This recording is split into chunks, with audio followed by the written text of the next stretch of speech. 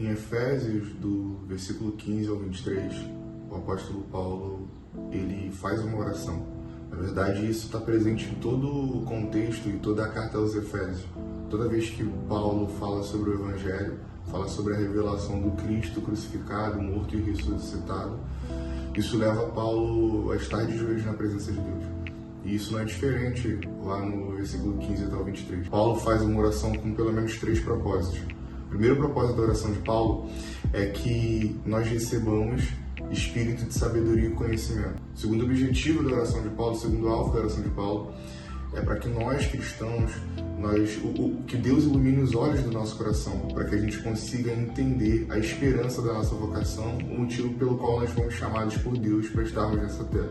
O terceiro e último alvo da oração do apóstolo Paulo, lá no capítulo 1 de Efésios, é para que nós venhamos compreender a grandeza e supremacia e força do poder de Deus. Paulo está orando para que a Igreja de Jesus entenda que ela é a herança do próprio Deus. O que a gente aprendeu, o que a gente aprende em Efésios, do versículo 15 ao 23, é que nós somos a plenitude de Cristo. Cristo em nós em Cristo, nós fomos feitos um para o outro. Paulo quer que a gente enxergue que a igreja é a coisa mais importante que Deus colocou aqui nessa terra.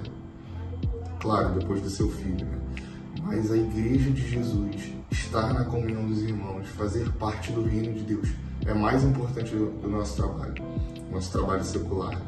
É mais importante do que as nossas aspirações, os nossos desejos de ter um próprio negócio, de construir um patrimônio, de se casar, de entrar para uma faculdade, de ganhar muito dinheiro. A igreja de Jesus, o plano redentivo de Deus, é mais importante do que os nossos desejos pessoais. É isso que Paulo quer que a gente entenda. Paulo diz que a gente só vai ser capaz de entender isso se os olhos do nosso coração forem iluminados, se nós formos cheios de espírito de sabedoria e de conhecimento. A lição maior para a carta aos Efésios, no capítulo 1, versículo 15 ao 23 é: não despreze a igreja de Jesus. Ela é a menina dos olhos de Deus. Ela é a coisa mais importante que Deus colocou aqui nessa terra. A pergunta do apóstolo Paulo, a pergunta de Deus, a pergunta do Espírito Santo para nós, para nossa reflexão é: como você tem considerado a igreja de Jesus? Ela tem sido só um lugar que você vai para cumprir uma liturgia? Ou você tem feito parte do plano redentivo de Deus aqui nessa terra? O apóstolo Paulo é enfático.